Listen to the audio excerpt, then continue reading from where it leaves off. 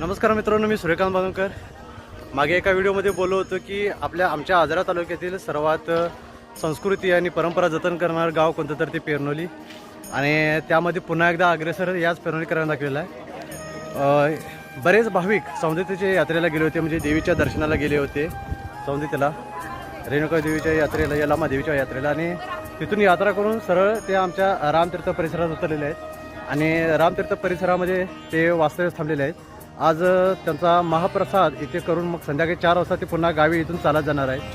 खरंच या गावाने अतिशय उत्कृष्ट असं संस्कृतीचे जतन केलेलं आहे आणि जपणूक केलेली आहे। यामध्ये लहान थोर वृद्ध महिला पुरुष सर्व सामील आहेत, लहान बाल गोपाळ देखील सामील आहेत। आणि खरं तर या सर्वांना मी आभार व्यक्त करतो, या सर्वांचे आभार व्यक्त करतो की त्यांनी या ज्या गोष्टी सांभाळून ठेवण्याचा प्रयत्न केला आहे ते अतिशय उल्लेखनीय आहेत, उत्कृष्ट आहेत।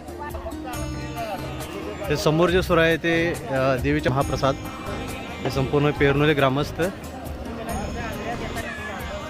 हे संपूर्ण भाविक इथे ह्या परिसरात आहेत। हे पेरनोलीतील शेकडो भाविक या नदीच्या तीरावर उतरलेत। खरंच या गावाला मानाचा मुजरा, आणि अतिशय सुंदर असं आपल्या गावाला संगोपित केलेलं आहे।